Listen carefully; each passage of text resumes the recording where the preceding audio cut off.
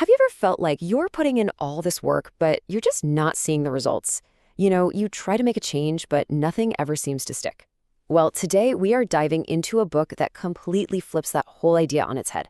It shows how the smallest, tiniest changes can lead to the most incredible, life-altering outcomes. And it all starts with a really powerful personal story. Okay, let's get into it. So this is how the author, James Clear, begins his story.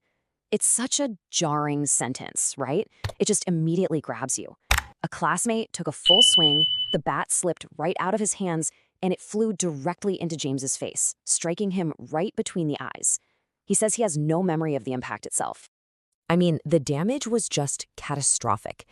In a split second, the bat smashed his nose into this sort of U shape and sent the soft tissue of his brain slamming into the inside of his skull. And immediately, this massive wave of swelling just started surging through his head. In that single instant, his entire life was completely turned upside down. What's so terrifying when you look at this is just how fast everything went downhill. Within just minutes, he's in the nurse's office and he can't even remember what year it is or who the president is. His body just couldn't handle the swelling and he lost consciousness. Soon after that, he started struggling to breathe, he had his first seizure, and then he stopped breathing entirely. Doctors had to airlift him to a trauma unit, and by the end of that day, he was in a medically induced coma with machines literally keeping him alive. And the road back, wow, it was incredibly long and painful. When he finally woke up, he had double vision for weeks. It took a full 8 months before he could even drive a car again. At physical therapy, he had to practice things as basic as just walking in a straight line. It was this period filled with moments of feeling depressed, completely overwhelmed, and just painfully aware of how far he had to go. So here's the crucial pivot. This absolutely devastating setback is what taught him this profound lesson. He realized the only way forward was to start small. He learned that the tiny, seemingly unimportant changes are actually the ones that compound into incredible results, but only if you stick with them long enough. And that idea, well, that's the foundation for everything we're about to talk about. All right, so to see this principle in action on a really massive scale, let's look at one of the most stunning turnarounds in the history of sports. It is the perfect case study for how tiny improvements can lead to total, absolute dominance. You see, for almost 100 years, British cycling was, to put it nicely, a complete joke. They had only won a single gold medal in the Olympics since 1908. In 110 years, not one British cyclist had ever won the Tour de France. Their performance was so bad that a top bike manufacturer actually refused to sell them equipment because they were afraid it would hurt their brand. And then they hired a guy named Dave Brailsford. And this quote right here, this was his entire philosophy. He called it the aggregation of marginal gains. The idea is actually pretty simple, but it's revolutionary. You just break down every single thing that goes into riding a bike, and then you find a way to improve each little piece by just 1%. He believed all those tiny gains would add up to something huge. And this is where it gets wild, because look at how deep they went. They didn't just look at the obvious stuff, like bike seats or aerodynamics. No, they went into these completely overlooked areas. They actually hired a surgeon to teach the riders how to wash their hands properly, to cut down on getting sick. They tested massage gels to see which one led to faster muscle recovery. They found the perfect pillow for each rider. They even painted the inside of their team truck white just so they could spot tiny specks of dust that might mess with the finely tuned bikes. I mean, no detail was too small. And the results? They were faster and more dramatic than anyone could have possibly imagined. In just 5 years, at the 2008 Beijing Olympics, they won 60% of the available gold medals. Over a 10-year span, they won 178 World Championships, 66 Olympic golds, and 5 Tour de France titles. They became the most successful team in the history of cycling. So how does that happen? How do these seemingly insignificant 1% changes create such a massive impact? Well, the answer is actually in the math, and when you see how it all adds up, it's truly astounding. It's the natural question, isn't it?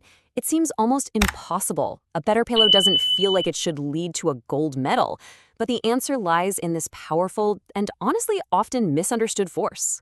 Just look at this graph. This visualizes the insane power of compounding.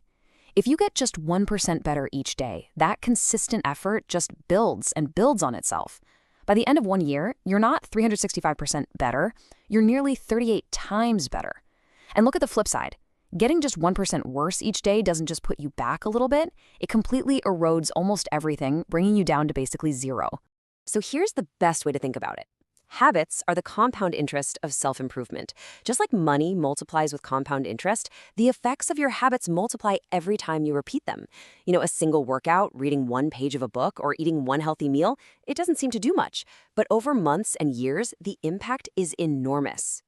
Your habits are literally building your future self, one tiny action at a time. But okay, let's be real. If this is all true, why is it so ridiculously hard to stick with good habits? We've all been there, right? We start something new, we're all excited, but then after a few weeks, nothing. We see no results, and so we quit. Well, there's a scientific reason for that feeling. And this analogy just illustrates it perfectly. Imagine you have an ice cube in a cold room. You slowly start raising the temperature. 28 degrees, nothing. 30 degrees, still nothing. 31 degrees, still just a solid block of ice. It feels like all your effort is being wasted, but then you hit 32 degrees and this massive change happens. That 1 degree shift unlocks the breakthrough. See, the work wasn't wasted at all. It was just being stored.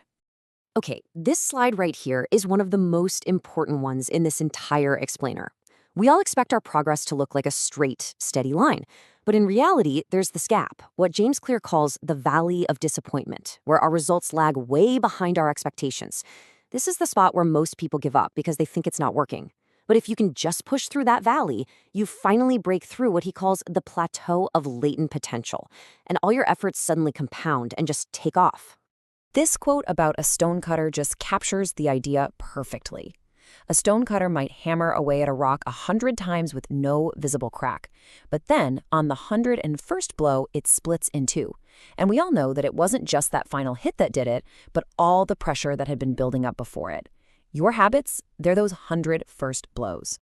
So if persistence through that valley is the key, how do we actually build it? Well, this final insight we're going to cover shifts our focus away from the finish line and onto the process itself. It's all about focusing on systems, not on goals. So what's the difference? A goal is the results you want, right? Like winning a championship. A system is the process that gets you there. It's how you recruit, how you practice, how you manage your team. The big problem with only focusing on goals is that winners and losers often have the exact same goal. Every single Olympian wants to win the gold medal.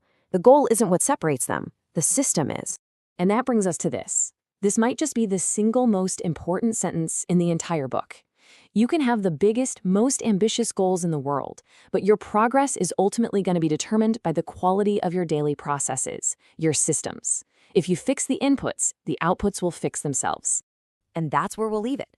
The real power behind this whole idea is that you don't need a massive, life-changing overhaul to get where you want to go. You just need to start. So I'll leave you with this one question to really think about. What is one tiny 1% improvement you can make to one of your systems? Not tomorrow, not next week, but today.